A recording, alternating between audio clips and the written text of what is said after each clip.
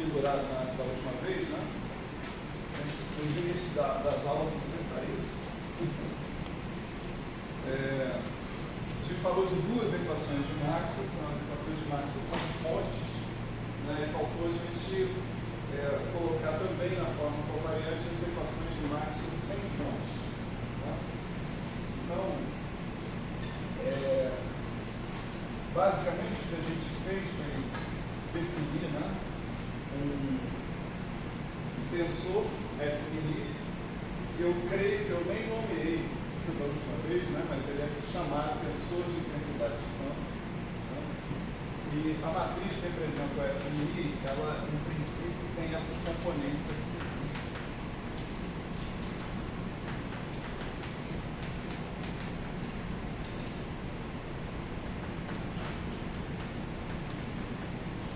São as componentes do campo elétrico, né?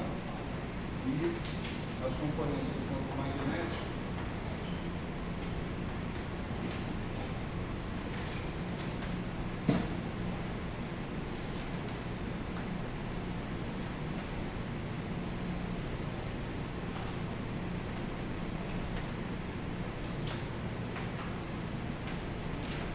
São essas aqui, né?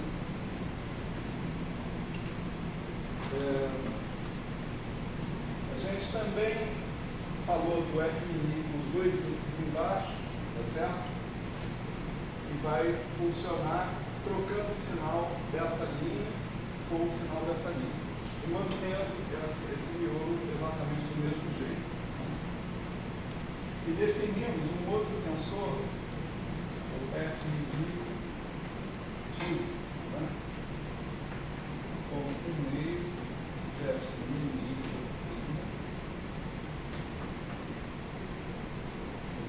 Alfa dela. F alfa dela. E eu encurtei o caminho, né? Só coloquei o resultado dessa conta. Esse epsilon aqui é o símbolo de Leibniz, tem 4 dimensões. Ele tem a mesma lógica de funcionamento que tem 3. Epsilon 0, 1, 2, 3 é igual a 1, com todos os índices em cima. Se você botar todos os índices embaixo, esse epsilon 0, 1, 2, 3 com todos os índices embaixo é menos 1, por causa da regra que nós definimos para levantar e abaixar índice usando a média. Então, o F dual, ele tem uma outra lógica que é trocar o campo magnético pelo campo elétrico.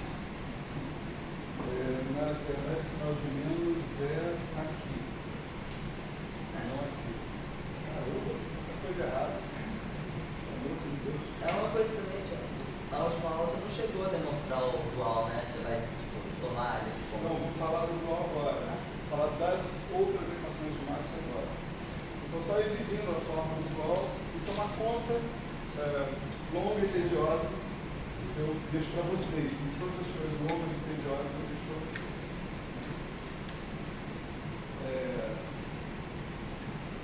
Então, essa é a definição desse tensor dual e ele serve exatamente para isso. Né?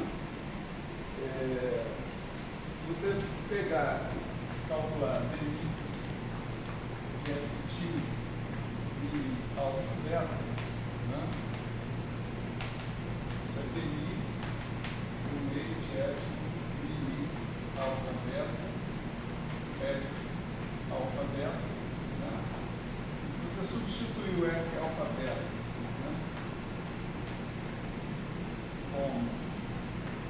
seria claro que passa por cima do epsilon lá, o epsilon não tem nenhuma dependência espaço-temporal, né?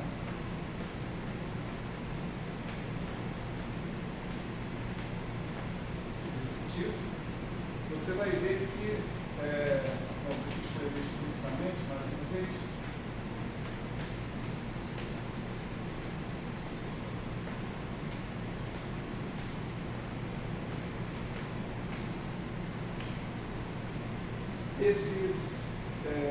Essas derivadas, né, elas podem ser vistas como um tensor simétrico, né, como algo que é um tensor simétrico, porque, em princípio, se usasse são não singulares, se eles não possuem singularidades, dmi de alfa igual a d alfa dmi, tá certo? Você tem funções suaves, todas as derivadas comutam, são funções suaves.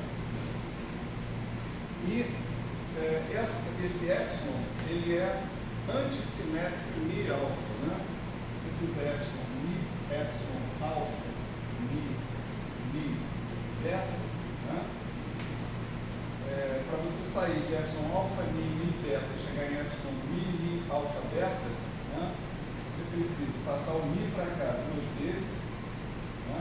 Então nada acontece, e você precisa passar o a para cá por cima do mi, mais uma vez. Então você leva 3 permutações para levar alfa, mi, beta em alfa, mi, alfa, beta.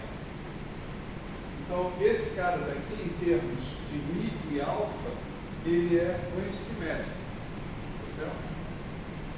Como esse cara é simétrico e esse cara é antissimétrico em mi e alfa, esses índices estão contraídos, a contração desses caras dá zero, certo? Como a gente mostrou na última aula, né? dmi de beta tem a mesma lógica, tá certo? Quer dizer, eu também estou contraindo mi e beta, e se eu fizer o mesmo raciocínio, vocês vão ver que para eu passar de mi, alfa, beta para beta, mi, alfa, mi, que é a troca de mi por beta, eu vou ganhar um sinal de menos. Eu tenho uma permutação ímpar envolvida aí nessa história. Né? Não. Vou botar aqui assim. Epsilon, beta, mi, alfa, mi, menos epsilon, mi, alfa, beta.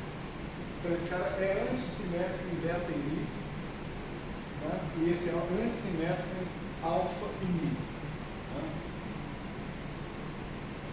Para encurtar a história, né, se você fizer essa conta para qualquer par de índices do epsilon, né, você vai ver que sempre ele vai ser antissimétrico pela troca de qualquer par de índices que você colocar ali. Essa é a razão final pela qual você fala que ele é completamente antissimétrico. Então, já que esse cara é simétrico, é antissimétrico, e esse cara é simétrico, e esse cara é simétrico, o resultado disso aqui é zero. Certo? Então, essa equação que está aqui, aquele F está com mi, alfa e beta, né? Meu Deus do céu. Distração da hora é Flamengo. Hoje de jogo do Flamengo, só penso no Flamengo. Estou descuidando da aula. Isso aí, valeu. Então,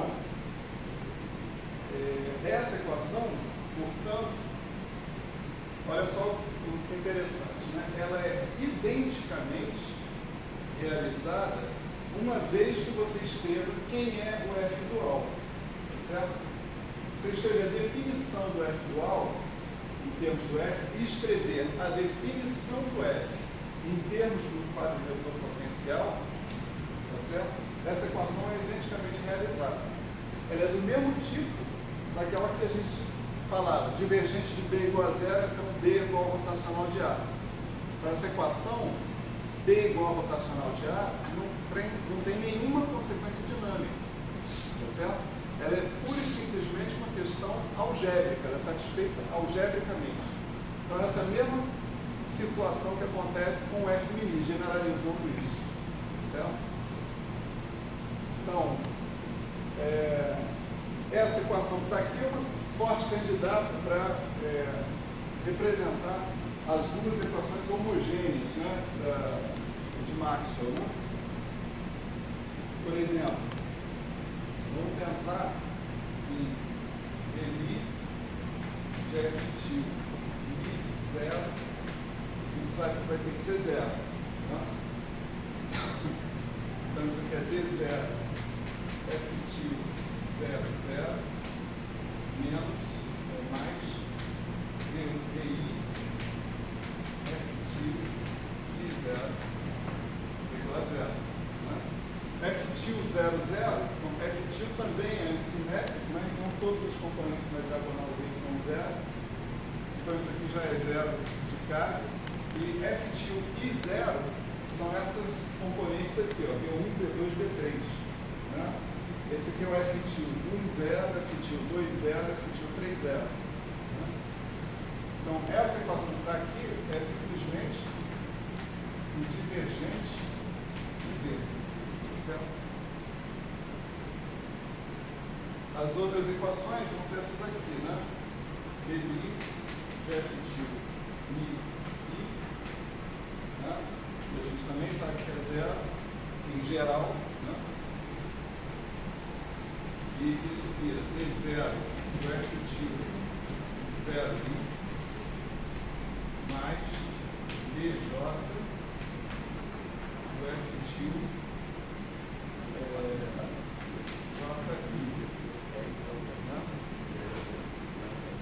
O F tio 0i de novo é o D, só que agora é com um sinal de menos, né? 3 sinais de menos. Então, aqui o que a gente tem é D dt da componente I do D, com sinal de menos, mais DJ de F tio JI.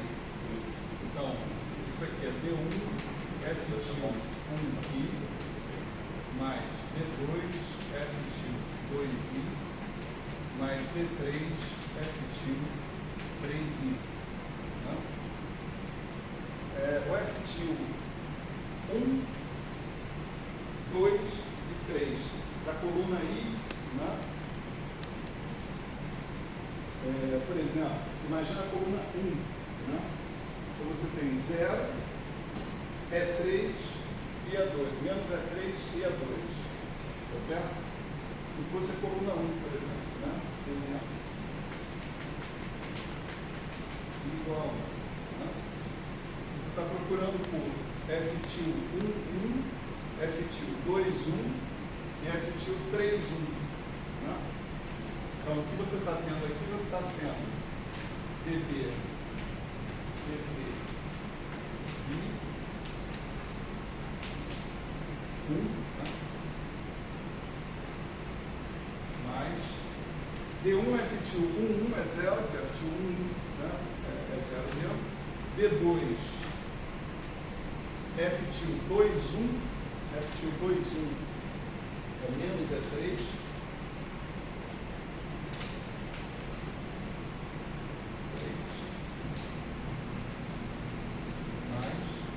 D3 F tio 3, 1, que é E2. Tá certo?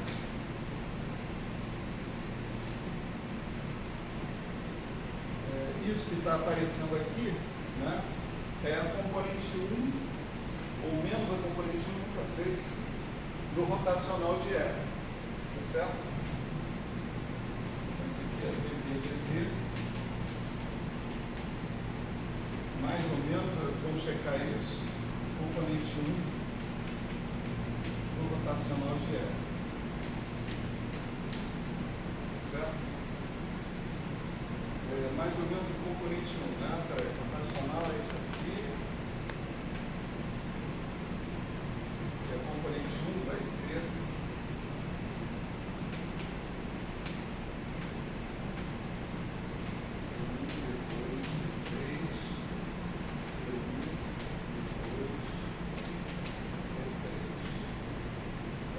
D2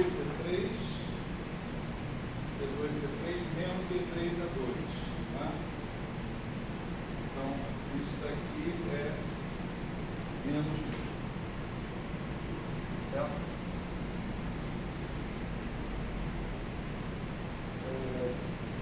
D0 zero não é dt, né? Vamos corrigir isso. A gente tem um sobre C aqui na história.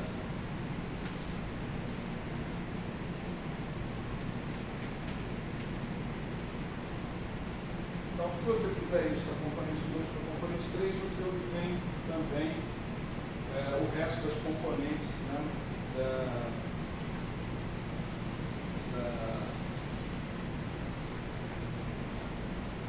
segunda equação homogênea de Maxwell. Né?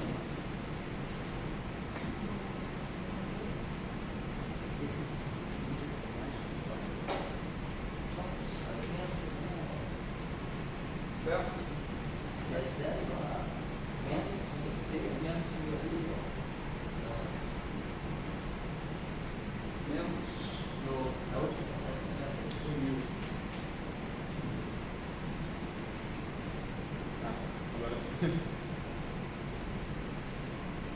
Sumiu muita coisa no quadro hoje. Muita atenção nessa aula. Certo? Devia ter aceitado o café. Alguns diriam que eu estou preocupado com o Corinthians. Certo? Vamos relevar. Enfim. Então, com isso, a gente observa o seguinte, né? A ideia toda aqui, né? Era que que a gente pudesse observar diretamente olhando para as equações de Maxwell, que a forma delas não se altera quando você muda de referencial. Tá? Você muda de referencial inercial. Você transforma para a transformação de Lorentz. Mudar de referencial inercial uma forma particular de transformação de Lorentz. Você tem mais transformações de Lorentz por aí, né?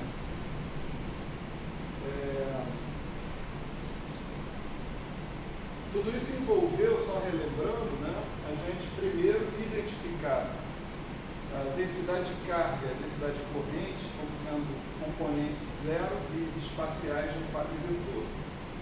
Aí nós usamos as equações de Maxwell no calibre de Lorentz para identificar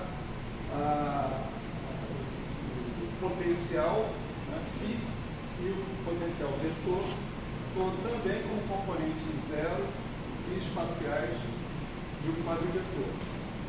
O quadro vetor potencial que nós chamamos de amigo. Né?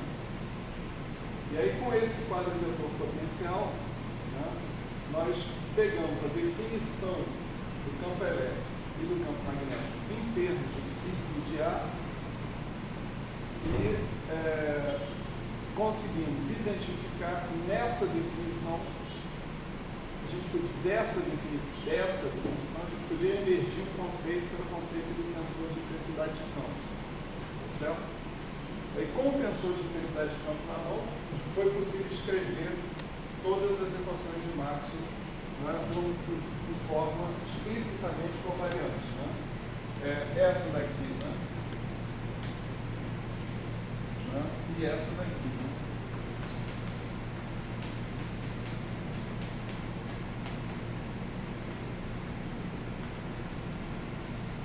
Essas equações, então, qual a vantagem delas? Né? Você já olha para elas sabendo que esse objeto é um vetor, que esse objeto é um tensor duas vezes contravariante e que esse objeto é um vetor covariante. Você já sabe que essa equação vai manter a forma dela em todos os sistemas de coordenadas relacionados por transformações de Lorentz. Certo? Mesma coisa para o F dual Mini. O F dual Mini é montado, né, também na mesma lógica. Esse objeto é um tensor, né, esse objeto é um tensor, a contração de dois índices desse tensor deixa dois índices livres que se transformam da forma como eles devem se transformar por transformação de Maxwell.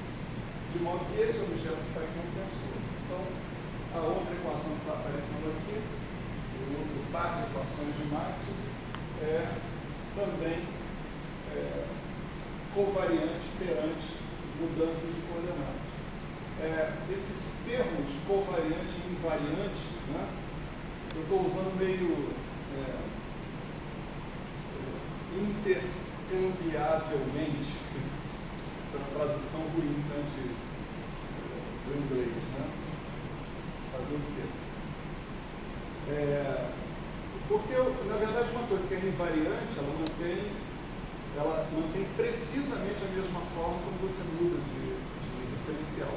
Uma coisa que é covariante, ela muda de forma, só que ela muda de forma de uma maneira linear, de maneira que você tem, sei lá, uma matriz multiplicando com a equação anterior e, como essa matriz em princípio é arbitrária, a equação no referencial com linha vai ter a mesma forma que a equação no referencial sem linha. Então, as consequências são as mesmas, mas os meios para atingir essas consequências de invariância e covariância são um pouco diferentes.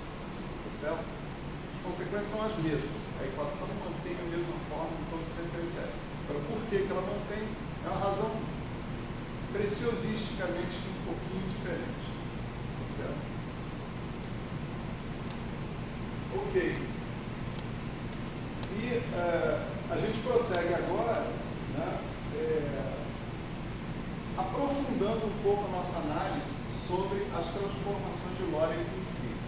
Certo? Esse é o nosso próxima parada do nosso treino. Né?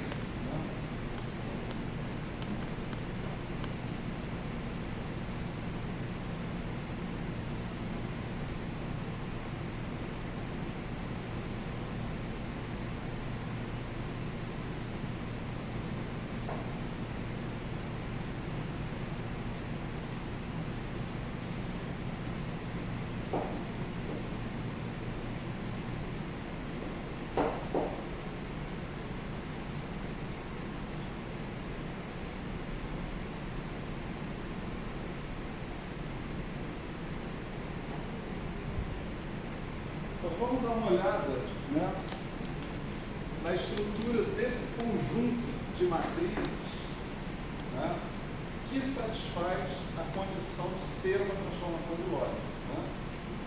Vamos chamar esse conjunto de L. Né? Então, L é um conjunto de matrizes, lambda, né? Um monte de matrizes, cada uma é lambda 1, lambda 2, lambda 3, etc. Tal que lambda transposto é lambda igual a L. Então, isso é um conjunto, certo? Vamos botar estrutura nesse conjunto. Esse aqui é o ponto. Né? Então, a nossa primeira observação aqui é a seguinte. Né? Suponha que lambda 1 e lambda 2 pertençam ao L. Tá certo? Então, a gente pode ver que lambda 1 vezes lambda 2 também pertence ao L. Para ver isso, né, você faz isso. Né?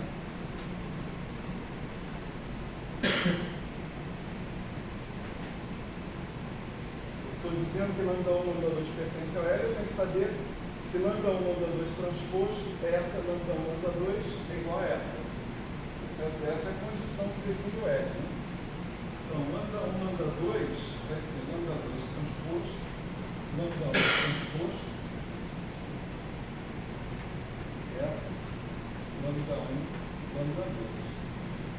Aí está claro que se lambda 1 por hipótese é do LGL, né, isso daqui é o eta. Né? E aí você tem lambda 2 transposto eta, lambda 2, como lambda 2 também por hipótese pertence ao L, isso também é o eta, e o resultado disso tudo é eta. Né? Então é interessante observar que perante uma lei de composição que eu estou impondo sobre esse conjunto, que é o produto matricial convencional, certo? Então, esse conjunto L, ele possui uma lei de composição naturalmente acessível, né? Naturalmente colocada à disposição dele.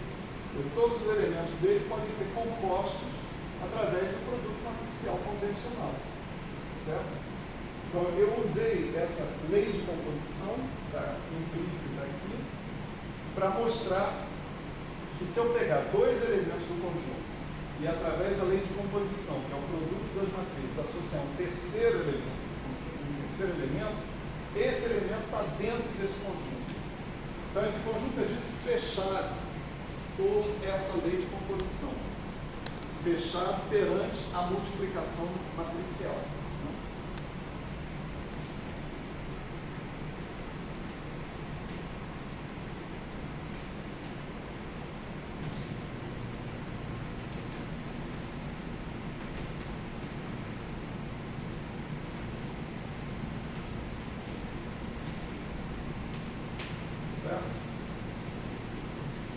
E outro comentário que vai parecer muito trivial, né, é que existe um elemento,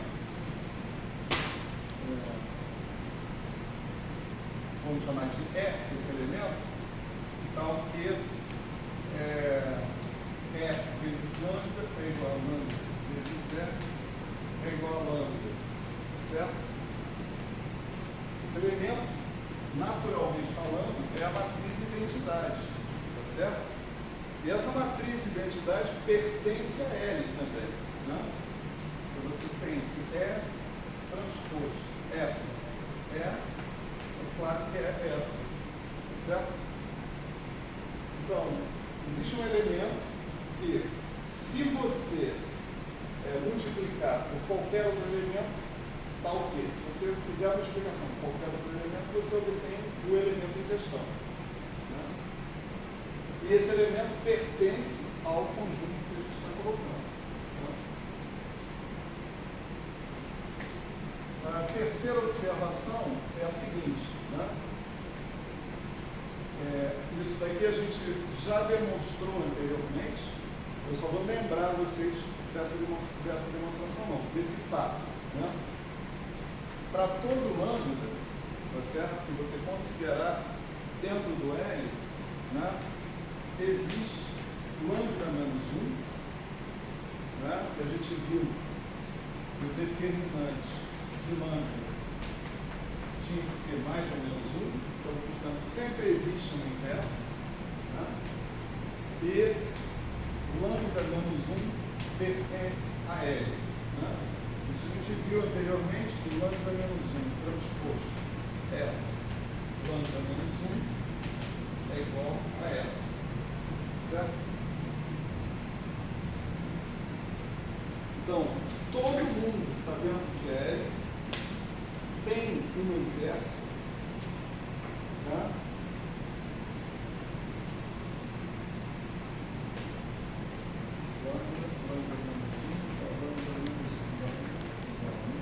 Essa definição de lambda menos 1, né? Todo mundo que está dentro de L possui uma inversa e essa inversa também está dentro de L. Tá certo? E finalmente, outra observação aparentemente trivial é que se você tiver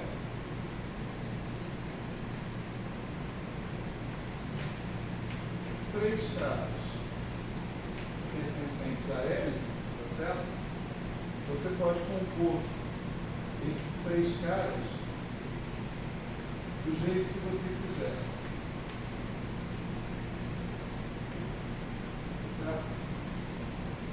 Essa propriedade é uma propriedade geral da multiplicação matricial. Né? O produto de matriz, tal como a gente define, que a gente costuma definir, ele satisfaz essa condição. Tá certo? Então, essa propriedade a gente pode chamar, né, fechamento. Tá? Essa nós podemos chamar de existência da identidade. Essa nós podemos chamar de existência da inversa. E essa última nós podemos chamar de associatividade. Tá certo?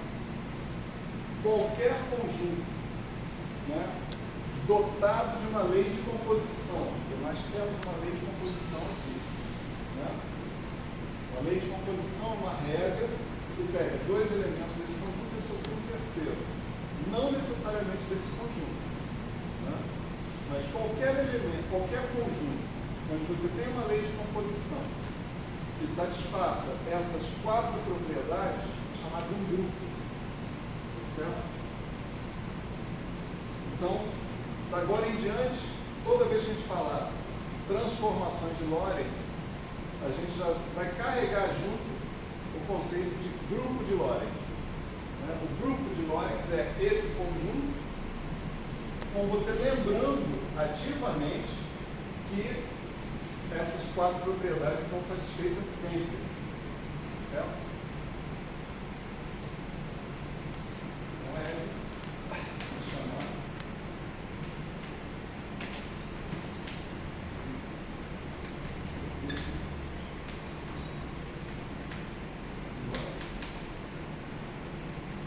Certo?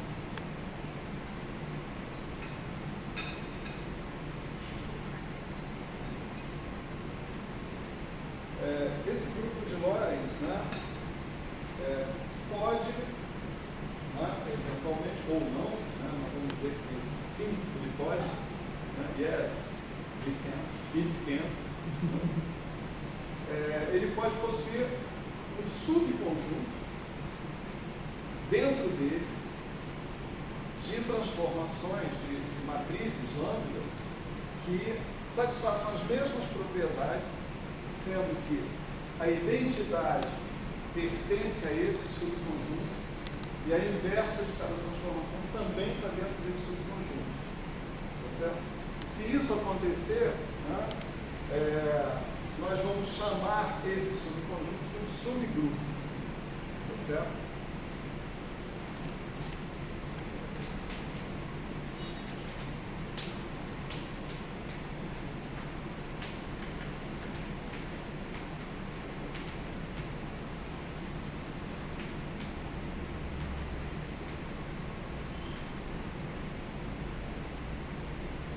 Então, só colocando claramente, né, o subgrupo tem que ser fechado, quer dizer, o produto de 2 transformações desse subconjunto tem que estar dentro do subconjunto.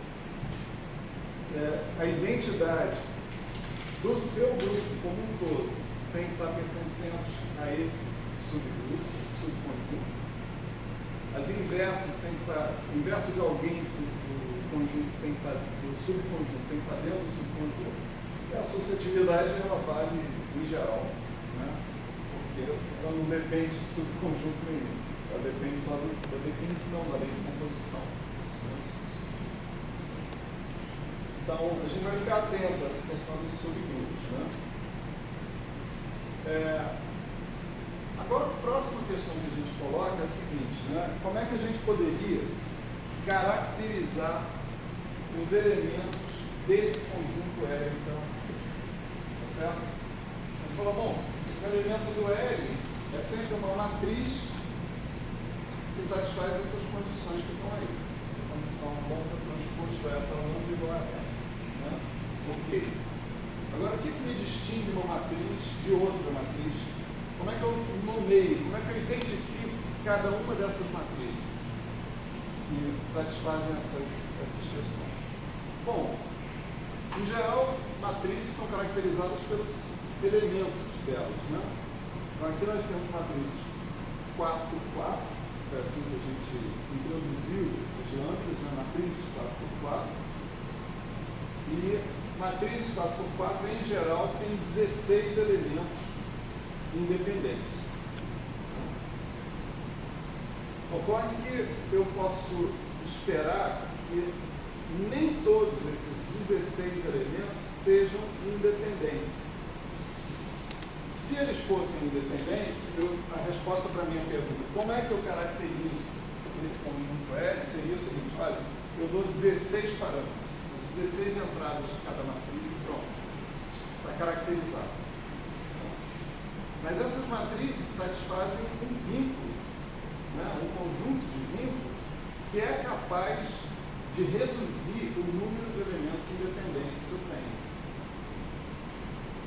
Então, eu tenho que olhar para essas equações que estão aqui agora, né, como um conjunto de vínculos que vai diminuir o número de elementos independentes que eu tenho potencialmente nessa matriz. Eu tenho 16 elementos independentes e ali eu tenho equações que vão ser equações de vínculo. Vou contar o número de equações de vínculo. Cada equação de vínculo vai ter o potencial de me livrar, né, de eliminar um elemento em função dos outros. Eu isolo um elemento e escrevo ele em função dos outros. Né? Então, se eu pegar 16 elementos e subtrair o número de equações independentes de vínculo, o que eu vou ter vai ser o número de elementos independentes que caracterizam uma matriz como essa. Tá certo? Então é isso que a gente vai fazer. Né? Vamos dissecar a condição ali de que o lambda seja uma transformação de Lorentz. Né? Então, se eu escrever lambda mi rho eta mi lambda mi rho, o resultado tem que ser eta rho sem soma em rho. Não estou somando em rho, certo? Em geral, vocês diriam o seguinte, né? A equação que a gente tem ali é isso aqui, né? Eta rho sigma, não é isso? Eu estou dizendo o seguinte, rho e sigma aqui são índices livres entre si. Eu vou considerar o caso particular em que sigma é igual a rho. Tá certo? Se aqui o rho for 1, o sigma vai ser 1. Se o rho for 2, o sigma vai ser 2, assim por diante. Então, é isso que eu quero dizer com essa equação desse jeito. A pergunta, quantas equações desse tipo eu tenho? Né? Tem 4. Certo? Rho é igual a 0, rho é igual a 1, rho é igual a 2, rho é igual a 3. Tem 4 equações.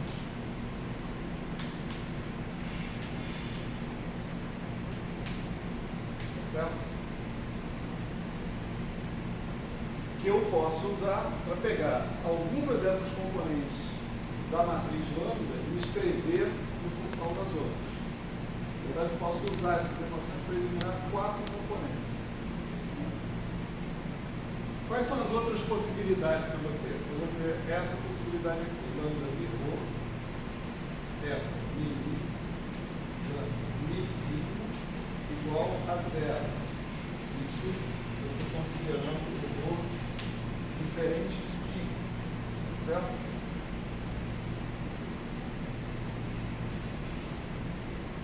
Quantas equações desse tipo, né, eu tenho?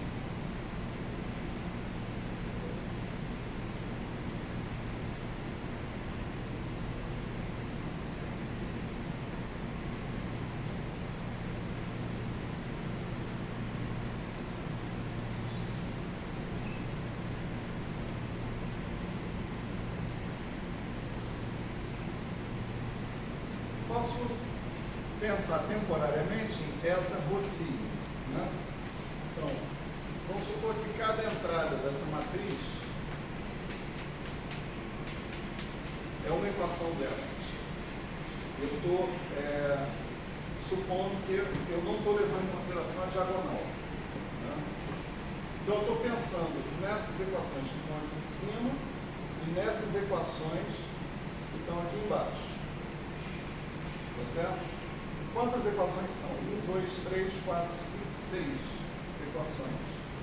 Tá certo? E possivelmente mais 1, 2, 3, 4, 5, 6 equações. Só que essas 6 equações aqui embaixo, elas são as mesmas equações que as 6 equações aqui de cima. Se eu estou fora da diagonal, isso aqui é 0, né?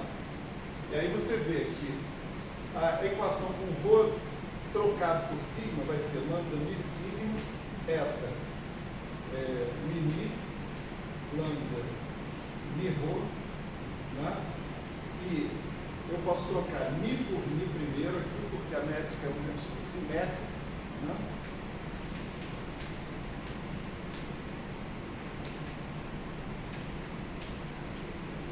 E finalmente eu posso trocar mi por mi na soma, porque esses índices estão sendo somados, são índices múltiplos, né?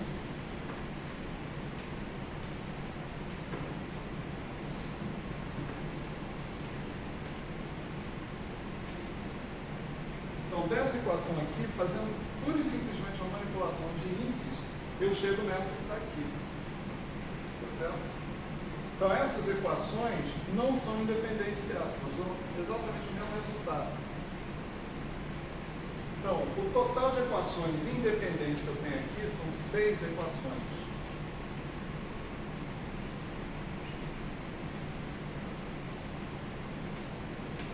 Certo?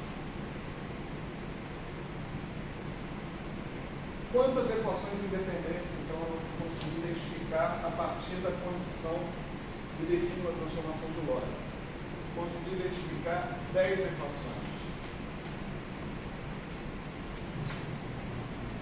Então, eu tenho 16 elementos numa matriz, né, 4x4 genérica, e essa matriz 4x4 os elementos dela estão sujeitos a 10 equações de vínculo que podem ser usadas para eliminar elementos independentes, elementos dependentes dos outros elementos independentes. O resultado, né, é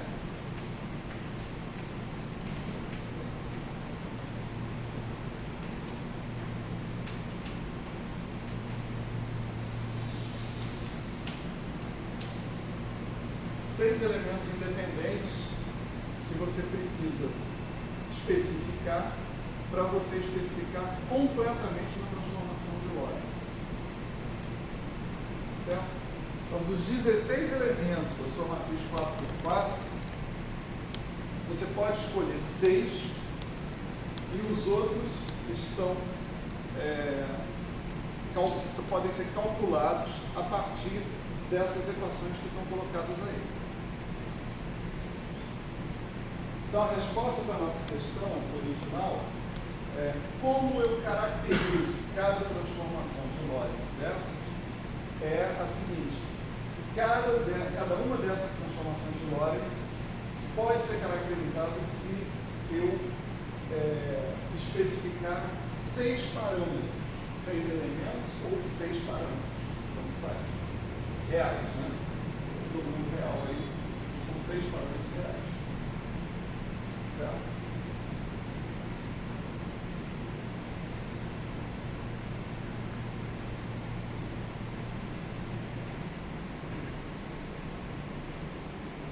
Bom, ainda no caminho de identificar, né, a cara que tem esse conjunto L, né, a gente teve uma primeira pista, né, quem é esse conjunto L, que foi essa condição sobre o determinante das matrizes. O determinante de qualquer matriz do conjunto L só pode ser mais um menos um. Então, nós temos mais coisas aí. Né? Por exemplo, se você escrever a equação que define uma transformação de Lorentz agora, para ρ igual a 0, nessa equação aqui, você vai ter lambda mi0 é lambda mi0. Isso aqui é igual a eta 00, que é 1. Certo? É a nossa conversão para o eta, né? Então, essa equação que está aqui, né, você agora pode somar sobre os índices mi explicitamente, se você quiser. Você vai ter lambda 00, eta 00, lambda 00. Então isso vai dar lambda 00 ao quadrado. As únicas contribuições para essa soma vão ser os termos diagonais. Então a próxima história aqui vai ser mais, né, lambda I 0, eta I, lambda I 0. Isso aqui eu sei que tem que dar 1. Eta I é menos 1. Né? Então, essa equação pode ser escrita como lambda 00 ao quadrado, menos, por causa do eta I, somatório em I. Agora eu preciso disso porque eu não tenho mais a história de que eu tenho isso em cima e embaixo. Né? Aqui, a rigor, eu podia colocar EATIJ, né? Porque se eu colocar EATI, eu tenho que dizer soma sobre I, explicitamente. Segundo contra-exemplo, contra a convenção de Einstein. Mas tudo bem. Vou voltar com EATI e vou escrever soma sobre I. Lambda I zero ao quadrado é igual a 1. Né? Esse lambda I zero ao quadrado eu posso passar para o outro lado e eu vou ter uma equação que diz o seguinte: lambda 0 ao quadrado é 1 mais somatório I lambda I zero ao quadrado. Né? Portanto, esse objeto aqui é necessariamente maior ou igual que 1. Certo? Porque isso é a soma de 1 com uma soma de quadrados. Certo? Ele vai ser igual a 1 se isso tudo aqui for zero. Vai ser o menor valor possível que eu vou assumir. Se isso daqui for diferente de zero, se algum desses caras for diferente de zero, isso aqui necessariamente é maior que 1. Tá? Então, dentro desse conjunto aqui,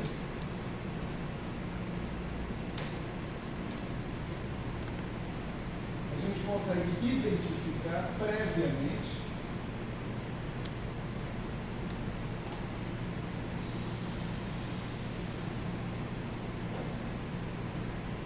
duas restrições, né, provocadas pela condição que define as transformações de Lorentz. O determinante de lambda pode ser mais ou menos 1, e o lambda 0,0 pode ser maior do que 1 ou menor ou igual que menos 1. Nos dois casos, o lambda 0,0 ao quadrado é maior que 1. Certo?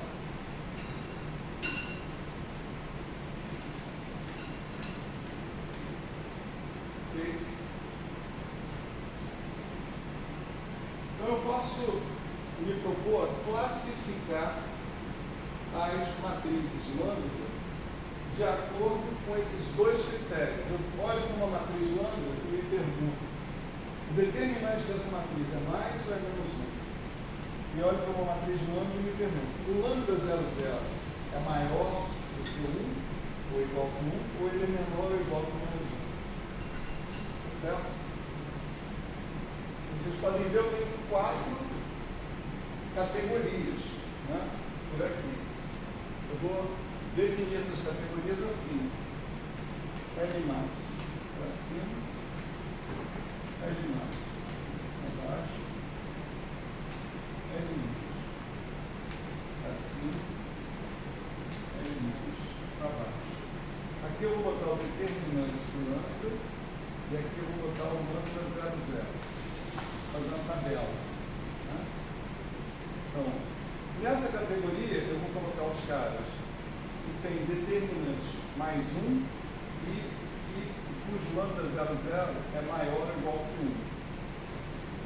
Nessa outra categoria, eu vou colocar os caras que tem determinante 1 e lambda 0,0 menor que 1. Nessa outra, determinante menos 1 e lambda 0,0 maior que 1. Menor ou igual que menos 1.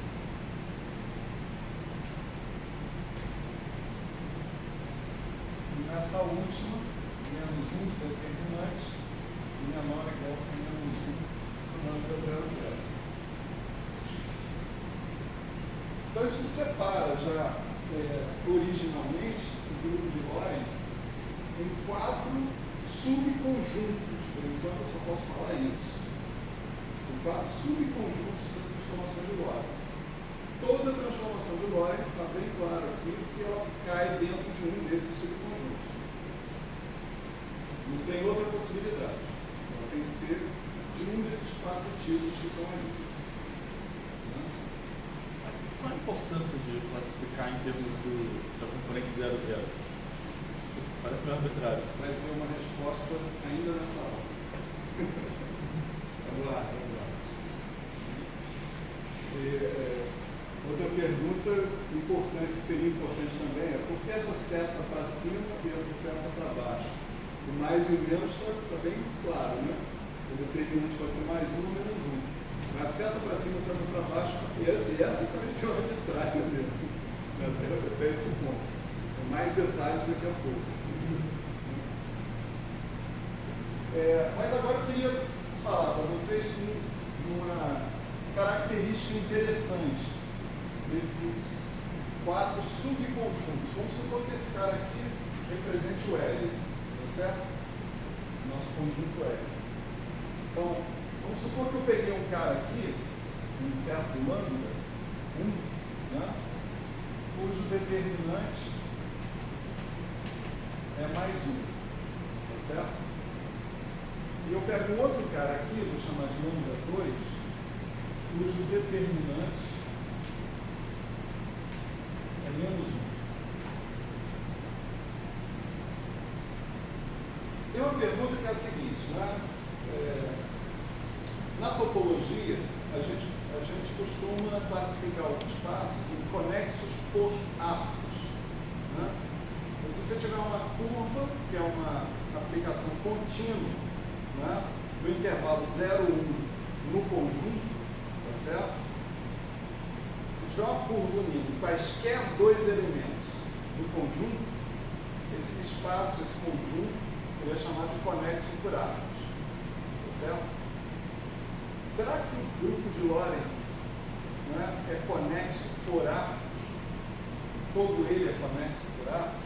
Isso significa você pegar e ter uma curva aqui, sendo o exemplo que eu dei é esse aqui, né? Lambda 1, lambda 2, com determinante 1, lambda 1, determinante menos 1, lambda 2. Aqui você tem uma curva, né? Alfa de T. Esse é alfa de T, então é um mapa desse intervalo, por exemplo, 0, 1, alfa de 0 é lambda 1, alfa de 1 potencialmente lambda 2. Né? Um mapa de 0, 1, né?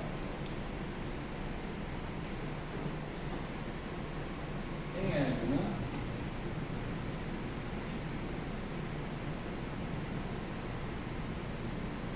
Se existe esse arco, se existe esse mapeamento contínuo de 0, 1 em L, tá certo? Eu tenho o direito de calcular o determinante desse alfa de T, não tem? Cada elemento da curva é uma matriz, tá certo? Correto. Essa é a ideia. Cada elemento da curva é uma matriz. Então, determinante de alfa de T é o determinante de um desses elementos da curva. Então, aqui você sai aqui de perto do lambda 1, né? Você vai calculando o determinante do alfa de delta T, do alfa de delta T mais delta T1, coisas assim, coisas aqui perto. Todos os determinantes dão 1, né? Aí você vem bem sucedido aqui, calculando os determinantes ao longo da curva toda. Aí quando você chega aqui, nesse ponto, você tem que dar um salto. Porque não tem curva, não tem matriz com determinante meio. Não tem matriz com determinante raiz de π. Tá certo? Não tem matriz com determinante menos 3/4. Tá certo? Então, esse determinante de alfa de t, se o alfa de t é uma função contínua, o determinante de alfa de t tem que ser uma função contínua também. Se o alfa de t é uma curva, ou seja, um mapeamento contínuo de 0, 1 no intervalo do conjunto L, determinante de alfa de t tem que ser uma função contínua. Só que é impossível, né?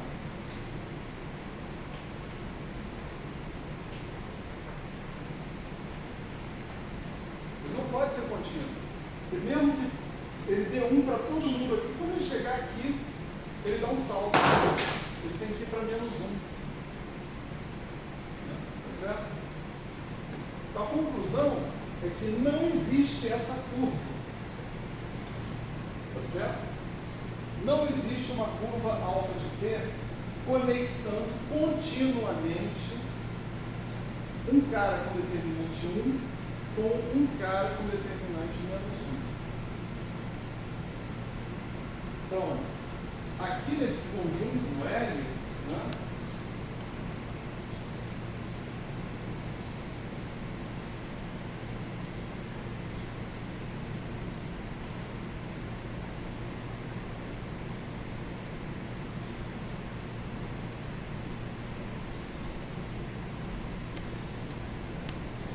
nesse conjunto L, eu já tenho uma separação inicial. Eu vou chamar de L mais e de L menos. Em princípio, segundo o critério do determinante, todas as pessoas, né, todas as matrizes que estiverem dentro desse pedaço aqui do L são conectáveis por curvas continuamente. Todas as matrizes que estão dentro desse pedaço do L também são conectáveis por curvas continuamente. Mas nenhuma matriz que está dentro desse pedaço pode ser conectada com ninguém que está dentro desse pedaço por uma curva contínua. Se você quiser fazer essa conexão, você vai ter que assumir uma descontinuidade dentro da curva. Então, a visão, né, isso aqui é só uma representação mnemônica, né? A visão é como se o grupo de Lorentz estivesse partido em dois pedaços, incomunicáveis. Eu chamei aí um princípio de L mais L menos. São subgrupos, né? Não, nós vamos analisar essa questão também, daqui a pouco. Mais fácil ainda ver essa questão para o lambda 00. Tá certo? O lambda 00, ele pode ser ou maior ou igual que 1, ou menor ou igual que menos 1. Então agora eu vou pegar aqui um cara, vamos chamar de lambda 1 e outro lambda 2. Esse aqui tem lambda 00 maior ou igual que 1, e esse aqui tem lambda 00 menor ou igual que menos 1. Tá? Eu vou tentar fazer a mesma coisa. Encontrar uma curva alfa de t que ligue esses dois caras, lambda 1 e lambda 2. Certo? Qual a dificuldade? A mesma. Né? Se quiser, você chama de f de alfa de t, né? Igual, sei lá, ao lambda 0, o alfa de t 0, 0. Né? Componente 0, 0 do cara. Com f sendo, sei lá, você achar melhor. Não, está definido aqui, né? O f é isso. Eu pego a matriz alfa de t e pego o componente 0, 0 dela. Né? Por hipótese, a curva que eu estou botando aqui é uma curva, ou seja, é um mapa contínuo de 0, 1 no L. Né? Então, eu vou calculando esse f de alfa de t ao longo da curva. Vamos supor que eu fui muito bem até aqui. De novo, eu fui lá calculando, sempre obtive caras maiores ou iguais que 1. Tá certo? Eu sempre obtive esses caras de maneira contínua. Então, o cara é maior do que 1, o outro é ligeiramente maior ainda, o outro é um pouquinho menor e tal, mas deu tudo certo. Só que quando eu chegar exatamente aqui, esse cara é menor ou igual que menos 1. Eu tenho que dar um pulo de mais 1 para menos 1. Então não pode existir esse tipo de aplicação, não é uma aplicação contínua. Conclusão, não existe essa curva. Se existisse essa curva, isso aqui teria que ser uma aplicação contínua. Tá certo? Então, eu passo dessa imagem que a gente conseguiu montar aqui para uma outra imagem. Né? Eu vou chamar de L mais para cima, de acordo com determinantes de lambda igual a 1, lambda 0, 0, maior ou igual que 1. L mais para baixo, é outro pedaço, determinante de lambda igual a 1, lambda 0, 0, menor ou igual a menos 1. Aqui eu vou chamar de elementos para cima, determinante de lambda menos 1, lambda 0, 0, menor ou igual a menos 1, maior ou igual a 1. E finalmente, determinante de lambda igual a menos 1, lambda 0, 0, menor ou igual a menos 1, eu elemento para baixo. Certo? Então, olha que curioso, o grupo de Lorentz, né, ele se partiu em 4 pedaços, não comunicantes entre si, 4 pedaços disjuntos. Aquele conjunto L, né, ele é um conjunto formado de 4 subconjuntos disjuntos. Tá certo? Será, né, pergunta da Ana Clara, será que esses pedaços são grupos? São subgrupos? Né? Será que esses pedaços são subgrupos? Esse aqui, imediatamente você vê que não. Né? Porque a identidade não está aqui dentro. Vem aqui, vem aqui. O determinante da identidade é 1. Né? Então, esses dois aqui sem chance. Esse aqui seria candidato a subgrupo. A identidade tem determinante 1. Mas a componente 00 da identidade também é 1. Tá certo? E a componente 00 desses caras que estão aqui tem que ser menor ou igual que menos 1. Então a identidade também não está aqui. Então esse cara e esse cara só merecem o nome de subconjuntos. Eles não são subgrupos. O único cara que pode ser subgrupo é esse cara aqui. Eu não entendi qual é o problema do determinante ser menos 1. Ele não poderia ser mais ou menos 1? Pode. Não tem problema. Isso é a característica da transformação de lógica. O que eu estou falando é sobre a possibilidade desses subconjuntos serem subgrupos. Lembra que a gente definiu o subgrupo, né? Subgrupo é como se fosse um grupo em miniatura. Né? Tudo que acontece que define um grupo tem que acontecer internamente no subgrupo. Então a identidade tem que ser a mesma identidade do grupo e tem que estar contida nele. Tá certo? Então imediatamente, quando eu analiso esses caras, eu vejo como subconjunto, está tudo bem. Mas ele não pode ser subgrupo. Porque a identidade não está contida aqui e nem está contida aqui. Porque o determinante de todo mundo que está contido aqui tem que ser menos 1. O determinante de todo mundo que está contido aqui também tem que ser menos 1. A identidade é o determinante 1. Então a identidade não está aqui, nem aqui, nem aqui. Poderia estar aqui. Tá? Satisfaz o determinante igual a 1. Mas não satisfaz que a componente 00 é 1. A componente 00 da identidade, né, é menor ou igual a menos 1. A componente 00 da identidade é 1. Tá certo? Então a identidade também não está aqui. Esse cara aqui é o único cara que contém a identidade. E aí a gente pode analisar os caras que estão ali para ver se eles são realmente um subgrupo. Né?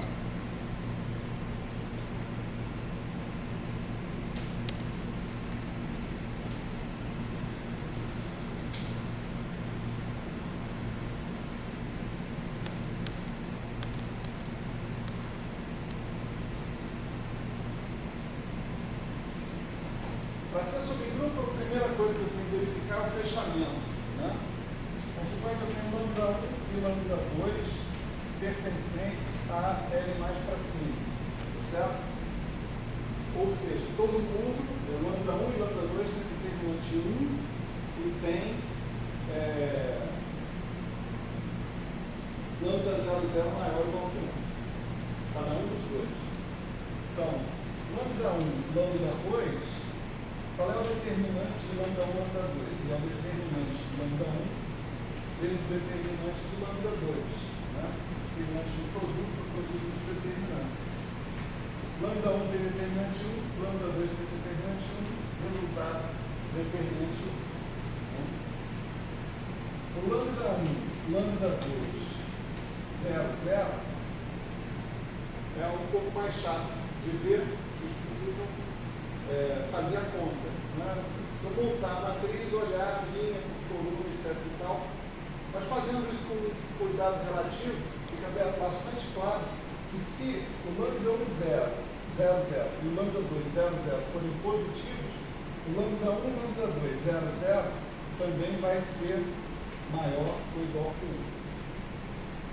Certo?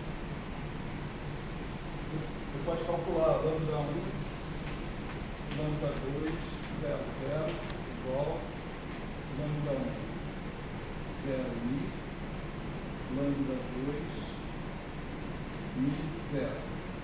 Né? Fazer essa conta dessa forma. Né? Mi vezes coluna.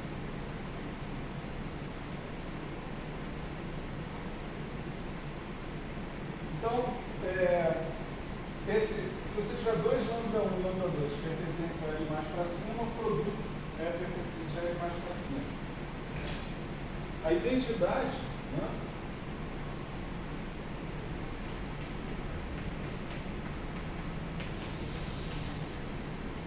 A identidade, obviamente, pertence a L mais para cima. Isso foi a observação fundamental que a gente fez ali, né?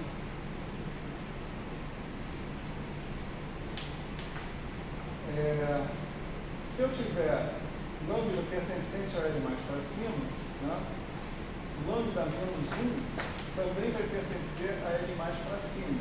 Né, porque o determinante de lambda menos 1 é 1 sobre o determinante de lambda. Se o determinante de lambda é igual a 1, o determinante de lambda menos 1 também é igual a 1. Né, e o lambda 0, 0, né, lambda menos 1, 0, 0 é igual a lambda 0, 0. Tá certo? Então, ou seja, eu tenho que abaixar esse índice e subir esse. Eu uso duas matrizes zeta para fazer isso. Vocês vão ver, se vocês fizerem esse movimento, que você não altera o caráter do lambda 0, 0. Né? Se lambda 0, 0 é 0, mi, é 0, mi, lambda, mi, né? Então isso aqui vai ser 0, 0, lambda, 0, 0, mais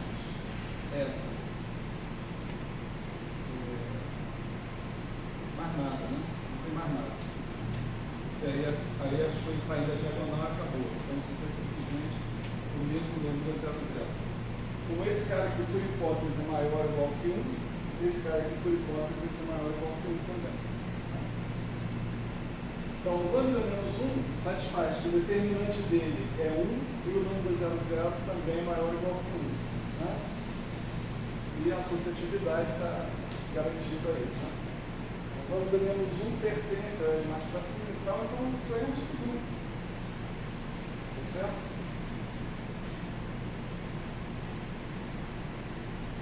Então, de todos os caras, os 4 caras, né, as 4 componentes do grupo de Lorentz que a gente tem, a gente chega que apenas essa componente pode ser considerada um subgrupo, tá certo? Do grupo de Lorentz.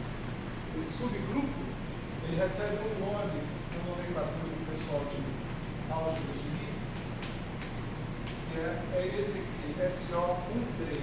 O nome parece um palavrão, né? SO13. Né? Mas o que ele quer dizer é o seguinte: imagina que você tem uma forma quadrática, né? Uma soma de quadrados, uma soma ou subtração, é uma forma quadrática que pega a primeira forma, tem os quadrados dos componentes 0, subtrai os quadrados dos componentes 1, dos componentes 2 e dos componentes 3. Então ele tem um elemento da forma quadrática com sinal mais, 3 elementos com sinal menos. Então, isso é uma forma quadrática com o que nós chamamos de uma assinatura. Tenho 3 sinais de menos e um sinal de mais nessa forma quadrática. Certo? As formas quadráticas vão ser caracterizadas, reais, né? No nosso caso aqui, pela assinatura delas. Eu poderia ter isso aqui. Ó. Aí eu teria uma forma quadrática com a assinatura 2, 2. Certo? Coisa desse tipo. Não. No caso das transformações de Lorentz, a assinatura é 1, 3. Tá certo? O O significa transformações que preservam essa forma quadrática. Transformações ortogonais que preservam essa forma quadrática. E o S significa determinante 1. Tá certo? Então, SO 1, 3, né, é o nome técnico que a gente dá do L mais para cima. Tá certo? Eu achava que SO 1,3 era todo o grupo de Lorentz. Porque teoricamente todo ele obedece essas duas coisas que você colocou no significado de SO3, né? Sim. Mas só dão por O problema é o S, né, nesse caso, e o fato de ser um subgrupo. Se você não tiver a condição do lambda 0, 0, ser maior ou igual que 1, você vê que você não necessariamente está dentro do subgrupo. não, só tipo, o grupo inteiro, as 4 componentes juntas, também satisfazem ser S e CO, né? Então, Não, o S não. mas o special não é mais ou menos 1? Não. É um Só mais um. Ah, só mais um. É verdade, né? Porque O já é mais ou menos 1. Essa é só mais um. Determinante mais um. Então, esses dois aqui poderiam se qualificar. Né? Mas eles dois juntos também não obedecem. Se é grupo. Não obedecem o quê? Tipo, se você multiplicar elementos de dois deles, pula para fora. Aí você vai dizer o seguinte: se você pegar uma transformação daqui, uma daqui, multiplicar, você não obtém. Você vai para um dos Você outros vai dois. para um dos outros dois. Então ele acaba não sendo um subgrupo, porque não satisfaz essa condição de ficar dentro do mesmo conjunto. Radical. Isso aqui, SO13 é designação em termos de notação, né, dos matemáticos que a gente dá para L mais para cima. Certo?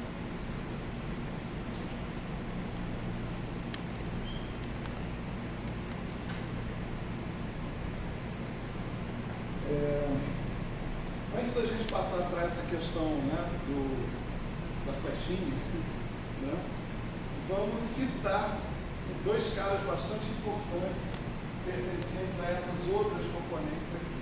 Né?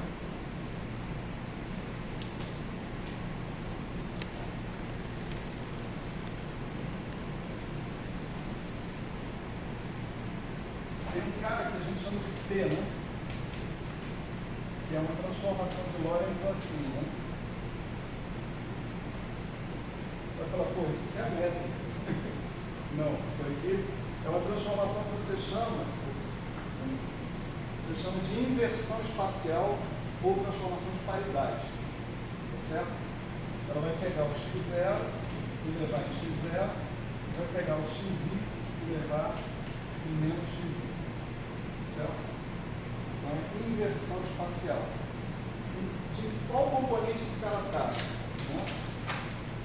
O P pertence, você calcular o determinante, dá menos 1, então ele é alguma das duas com determinante menos 1, e se você pegar o lambda 0, 0, ele é 1, então ele está nessa componente aqui, L menos para cima. Certo? E tem um outro cara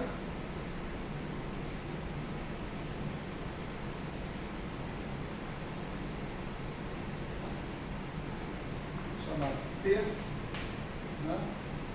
E você pode definir assim, menos 1, 1, 1, 1. Né? Bom, é importante, né, observar que P transposto eta P é igual a eta. Ou seja, esse P é uma transformação de Lorentz, certo? aqui também, T transposto eta, T igual a eta. Então, o T também é uma transformação de Lorentz. O determinante de T é menos 1 também, só que o lambda 00 dele é menos 1. Então, esse cara pertence ao L menos para baixo. Eu ainda posso ter o produto de P vezes T. Que é um cara assim, menos 1, menos 1, menos 1, menos 1. Esse tem um determinante positivo, mais 1, e o lambda 00 dele é menor ou igual que menos 1. Tá? Então, o produto PT pertence a L mais para baixo. Então, só para vocês saberem que existem representantes dessas outras transformações que estão ali. Né? E agora um momento tranquilizador, né, para a gente em relação ao grupo de Lorentz. Né? Vou dizer para vocês, todas as transformações dessa componente e dessa componente podem ser descritas como produtos de P, T ou PT vezes uma transformação daqui. Certo? Vou dar um exemplo aqui. Vamos começar pelo L menos para cima. Certo? Então, vamos supor que eu tenho um cara, vou chamar de lambda, esse lambda pertencente a L menos para cima, certo? Claramente eu posso escrever esse lambda como P2 vezes lambda, certo? Porque P e T e PT satisfazem que o quadrado deles é a identidade, certo? Claro, se eu fizer duas transformações de reflexão espacial, volto para o mesmo lugar. Duas transformações de reflexão temporal, volto para o mesmo lugar. Duas transformações de reflexão espaço-temporal, volto para o mesmo lugar. Né? Então, o lambda é P2 vezes lambda, que é P vezes P lambda. Isso aqui eu vou chamar de P vezes alguma coisa que é um certo lambda barra. Vamos analisar o lambda barra. Né? Que é um determinante de lambda barra. É um determinante de P vezes o determinante de lambda. O lambda pertence a L menos para cima. Tá certo? Então, o determinante de uma matriz dessa é menos 1. Tá certo? E o determinante de P é menos 1 também. Então, o determinante de P vezes o determinante de lambda é 1. Né? E quem é o lambda barra? 0, 0. Né? Lambda barra 0, 0 vai ser, né, a componente 0, 0. Para encontrar a componente 0, 0, eu preciso fazer 1 menos 1 menos 1 menos 1 vezes a minha matriz lambda original. É isso? O que vai determinar essa componente aqui? É o produto dessa linha por essa coluna. É isso? Então, essa linha vezes essa coluna, tá certo? Vai reproduzir o mesmo elemento, né? Lambda 00 que eu tinha antes. O resto vai trocar sinais dos componentes espaciais, se vocês fizerem a conta devagarinho. Né? Então, o lambda 00 dessa transformação lambda barra é o mesmo lambda 00 da transformação original. E o lambda 00 da transformação original era maior ou igual que 1. Tá certo? Então, esse cara que está aqui também é maior ou igual que 1.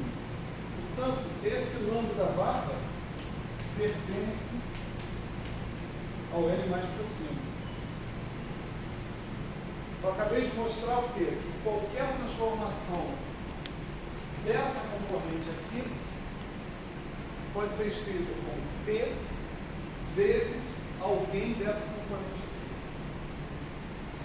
Vocês podem seguir na mesma linha, né?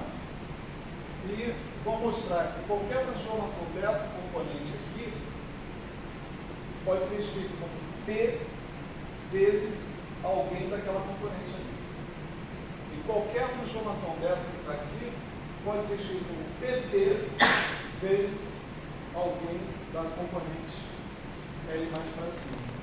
Certo? Então você vê, se a gente conhecer P e P, a rigor, a gente conhece todo o grupo de Lorentz. P, T, E, a componente L mais para cima, o SO31.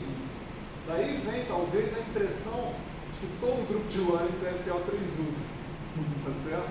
É uma boa impressão. Né? Assim, está próxima da verdade. Né?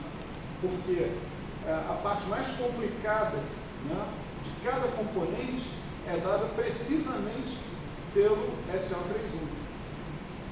Mas você precisa adicionar, né, o produto por P e por PT, para você obter as coisas daquela componente. Certo?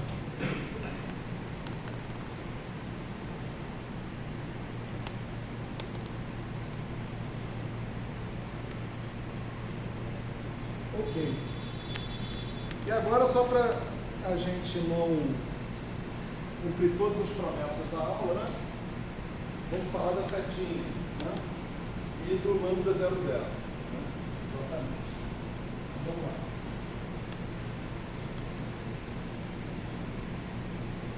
O Tarek tem toda a razão. Ficar falando em lambda 00 maior ou igual que 1, menor ou igual que menos 1, é uma coisa que parece meio saída do nada, né? Mas ela tem uma razão de ser extremamente importante. Vamos ver agora.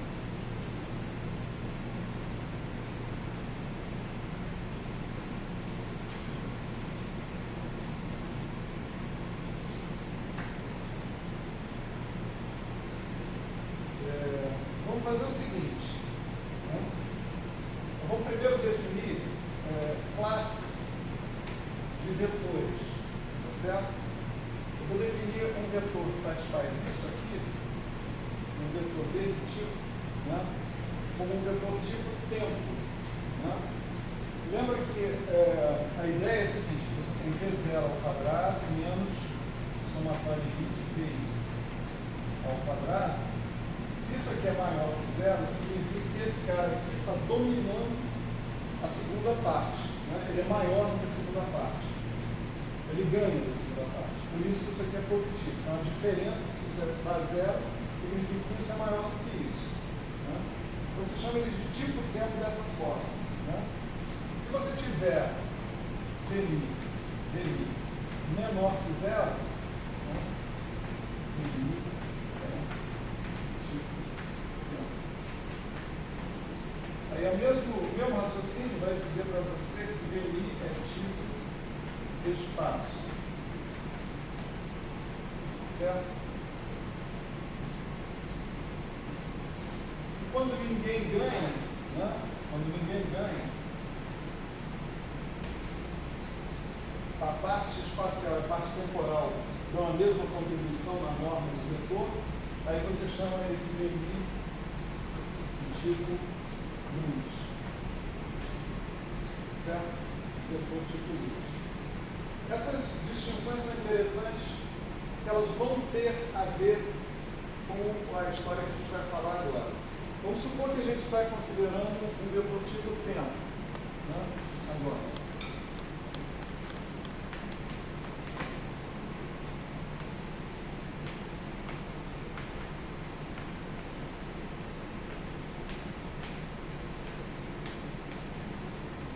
Menor que zero. Né? E vamos fazer uma hipótese adicional. Vamos supor que E, né, V0 também seja positivo. A componente zero desse vetor positivo. Certo?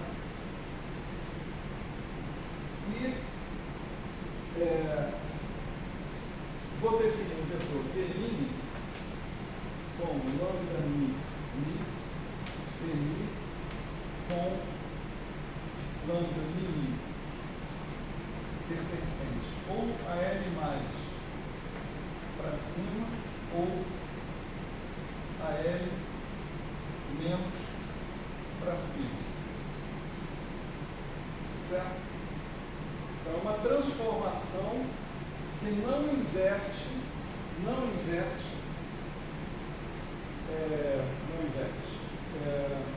com lambda 00 maior ou igual que 1. Certo? Então, o que eu pretendo mostrar é que, na verdade, eu chamo essa aqui de V barra, certo? Só para ficar de acordo com o que eu anotei. Eu vou tentar mostrar para vocês que o V barra 0 é positivo também, dentro dessa circunstância. Certo?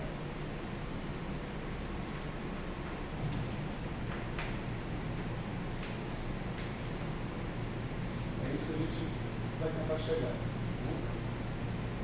Então, para isso a gente vê o seguinte, né? V barra 0 vai ser lambda 00 V0 mais lambda 0i VI. Certo?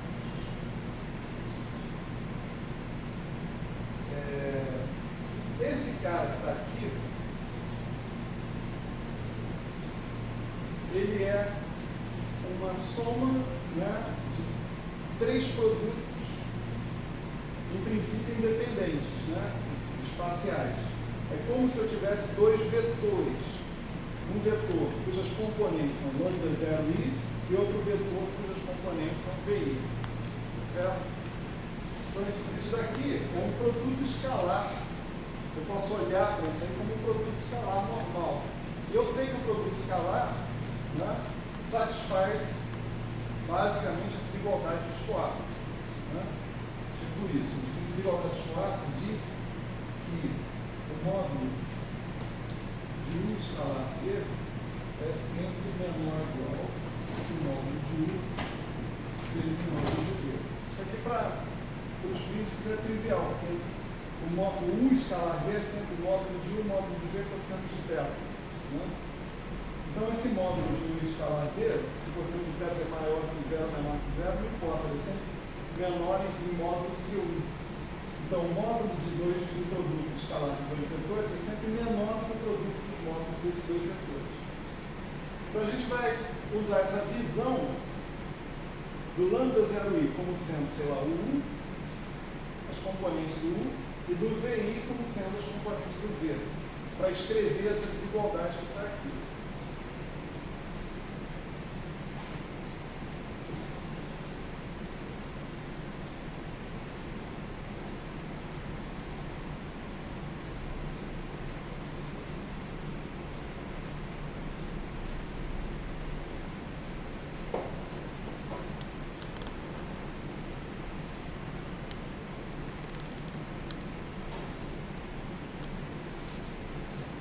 Então, a minha proposição aqui se resume a mostrar o seguinte, que essa contribuição é maior do que essa contribuição. Essa que é a ideia. Lambda 00V0, né? Lambda 00 é positivo, por hipótese, né? E V0 é positivo por hipótese. Então, o único jeito desse cara não ser positivo é se isso aqui for maior do que isso. Tá certo? Então a gente vai querer analisar isso aqui para mostrar que isso daqui é menor do que isso em módulo. Tá? Então, lambda 0i VI ao quadrado, né? Graças à desigualdade de Schwartz, ele é menor do que a soma I de lambda 0i ao quadrado vezes a soma I do VI ao quadrado, certo? Isso a gente usou a desigualdade de Schwartz.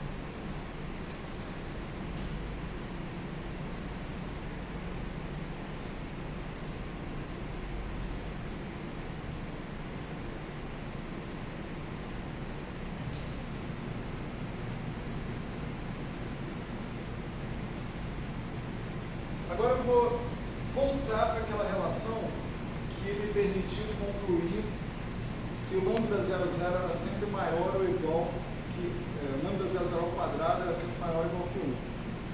Tá certo? Vamos partir naquela relação não da matriz lambda, mas sim da matriz inversa, lambda menos 1. Né?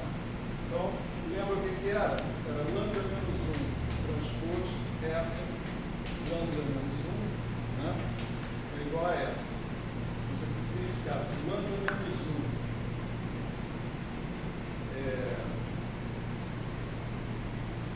mi alfa, beta, mi lambda, mi beta, era igual a eta, alfa, beta.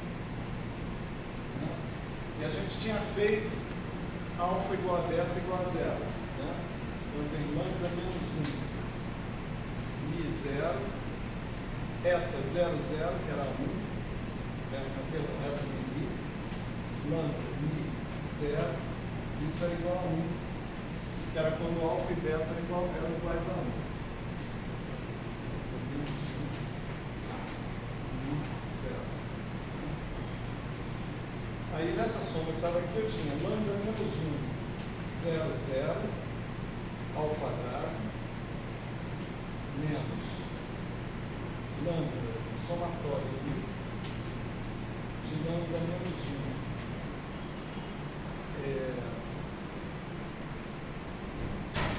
i 0 ao quadrado, isso igual a 1. Então, o lambda menos 1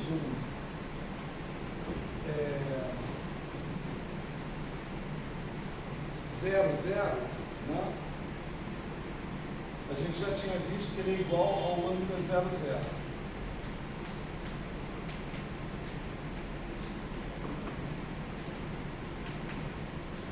E o lambda menos 1 e 0 era o lambda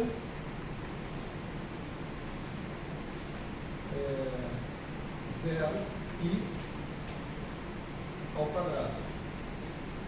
Tá certo?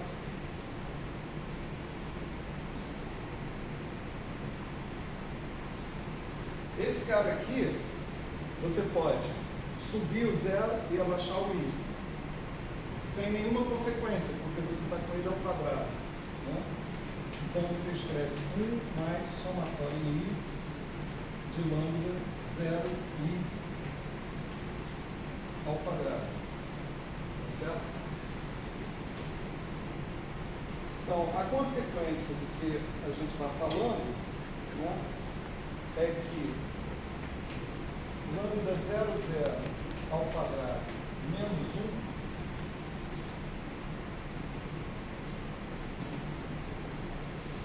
é igual ao somatório i de lambda 0i ao quadrado. Tá certo? Esse somatório de lambda 0i ao quadrado é o próximo que aparece ali em cima. Ok? Então daqui eu vou substituir esse primeiro termo aqui por lambda 0, 0 ao quadrado menos 1. Tá certo? E o VI ao quadrado, né, graças a isso que está aqui, VI maior que 0, significa que V0 ao quadrado é maior do que a somatória de VI ao quadrado. Né? Não é maior ou igual, é estritamente maior. Tá certo? Então você pode tirar esse igual daqui e substituir esse cara aqui por V0 ao quadrado.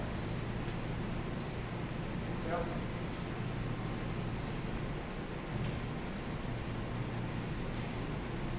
conclusão. O lambda 0i VI ao quadrado é menor do que lambda 00 ao quadrado V0 ao quadrado menos uma coisa quadrática, positiva. Se ele é menor do que a subtração disso aqui de uma coisa positiva, né, ele é menor do que a coisa em si. Então isso aqui é menor do que lambda 00 V0 ao quadrado. Certo? Mas isso é o suficiente. Ó. Significa que esse cara aqui, em módulo, né, é menor do que esse cara aqui. Conclusão: esse cara é positivo. Certo? Então, quando eu tenho uma transformação de Lorentz que tem o lambda 00 maior ou igual que 1, a consequência é que, para vetores tipo tempo, né, com componentes positivas, eu não inverto o sinal.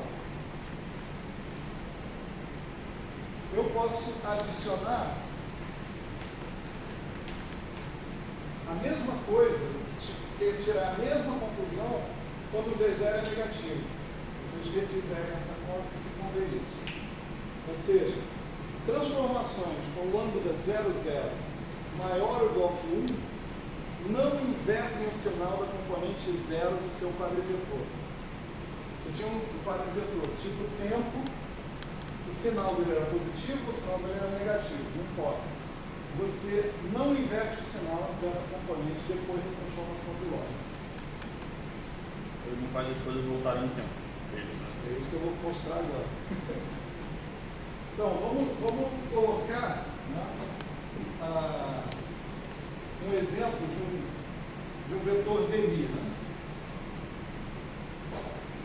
Se eu tiver um vetor VMI que seja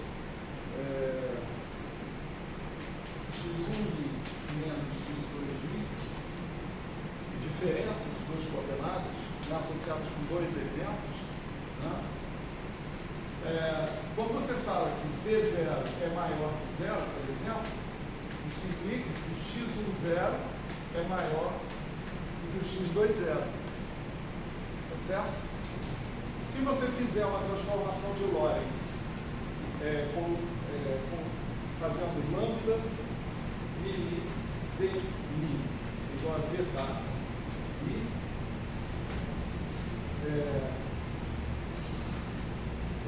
com, né, lambda 00 maior ou igual que 1, isso vai implicar que v barra 0 é maior que 0, ou seja, o x barra em 0 vai continuar sendo maior que o x barra 2,0. Se os caras têm um certo ordenamento temporal em um referencial, se existe um ordenamento temporal em um referencial, esse ordenamento temporal vai existir em todos os referenciais relacionados entre si por transformações com lambda 00 maior ou igual que 1. Certo?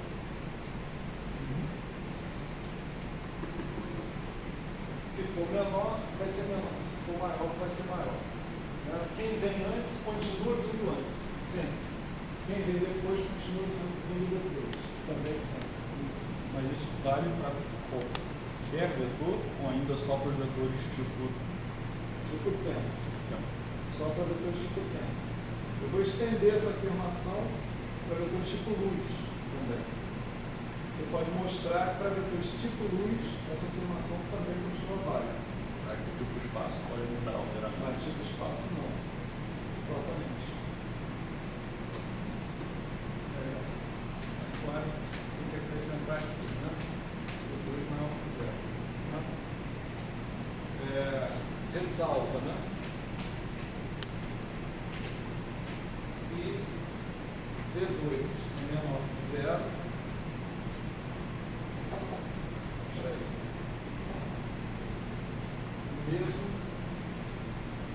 vale para V2 igual a zero. Ressalva para V2 menor que zero, nada se pode afirmar. Ou seja, quando você mudar por uma transformação com o ângulo 00 maior que 1, você pode terminar numa situação em que um evento acontece antes do outro ou que o outro evento acontece antes do 1. Não tem como prever, depende do evento. Os dois quatro eventos. Certo?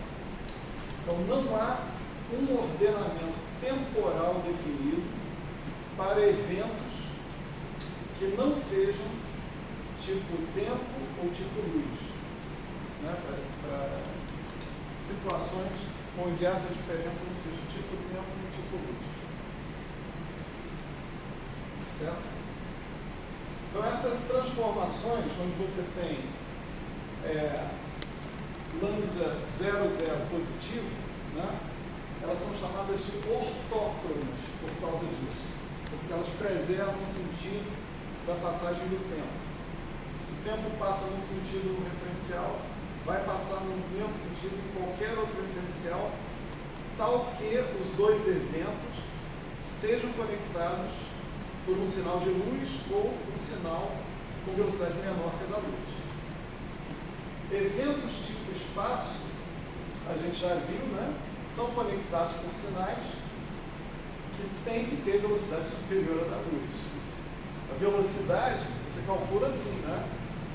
X somatório de xi menos x0i ao quadrado dividido por p menos p0 ao quadrado. Né? Então, essa é a velocidade. Se você tiver um cara tipo luz, velocidade ao quadrado, você vai ver que isso daqui vai ter que ser maior do que C2.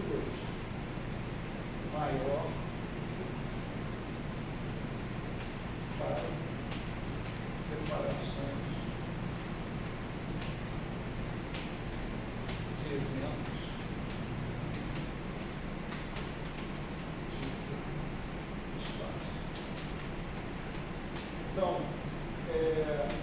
dois eventos onde você faça essa conta e você obtém isso aqui, eles só podem ser conectados pelo sinal que viaja a velocidade superior da luz. Certo?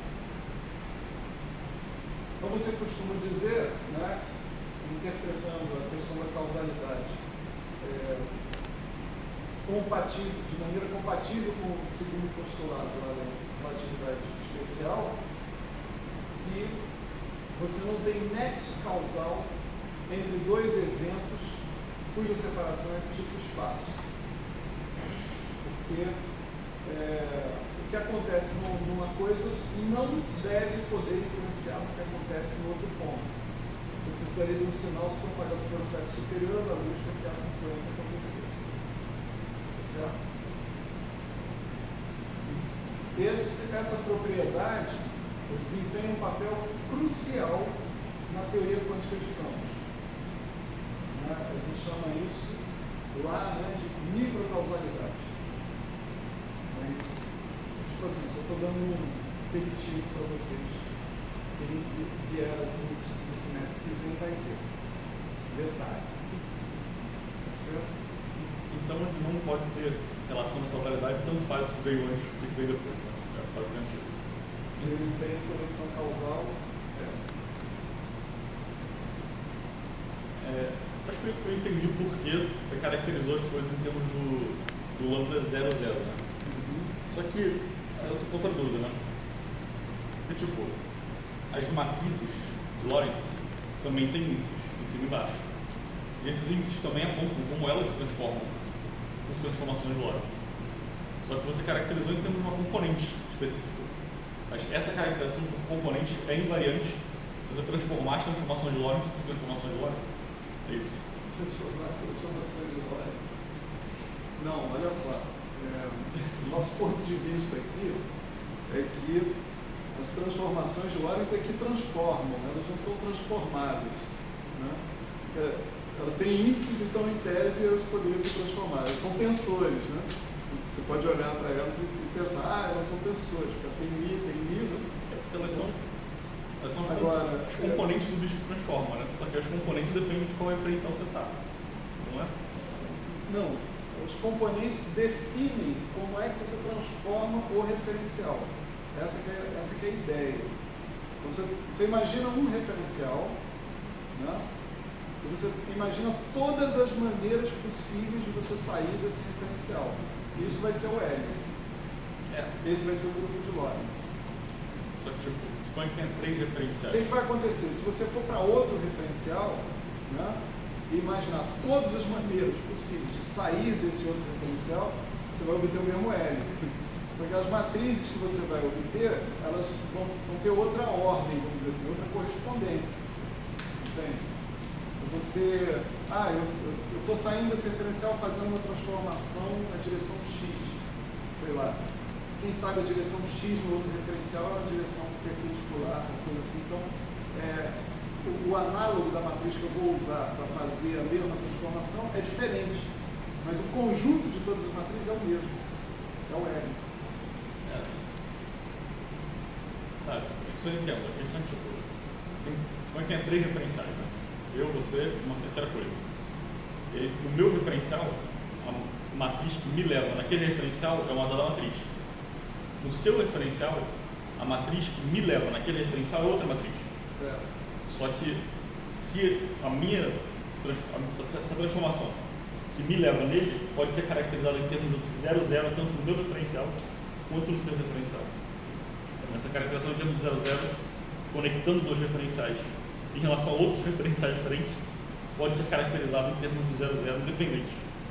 Entendeu a questão? Do ponto de vista, a matriz que conecta 2 referenciais depende de qual referencial está vendo os 2 referenciais, não depende? Sim. Só que ainda assim, se para mim a transformação que me conecta ao referencial é 0, 0 positivo, para você também vai ser 0, 0 positivo a transformação que me conecta com outro referencial. Porque se você está caracterizando em termos desses termos, né? Teria que ser.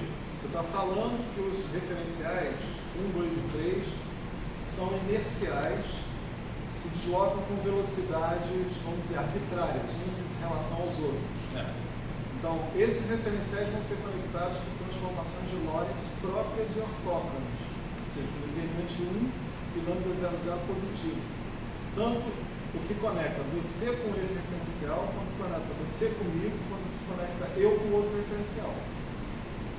Todas essas transformações que a gente chama de boosts de Lorentz, que conectam referenciais se deslocando com velocidades constantes uns em relação aos outros, são do lambda 00.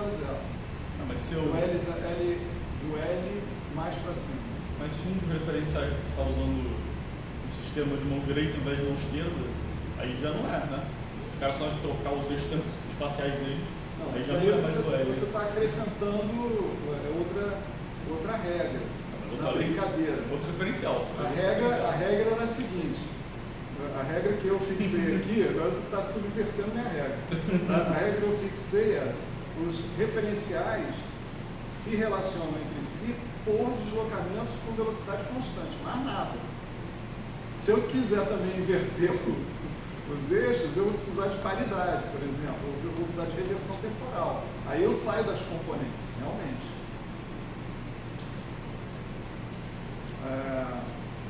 O que eu estou falando é, dentro da regra do jogo, simplesmente trocar de um referencial inercial para outro, pretensamente com a mesma orientação espaço-temporal dos 4 eixos, né? As transformações são todas de L mais para cima e a sua pergunta significa que todo mundo tem que ter lambda 00 positivo. Agora, se você realmente tiver um referencial com essa orientação e outro referencial com orientação oposta, aí você tem. Aí sim, você Então a resposta é: vai poder trocar o lambda 00.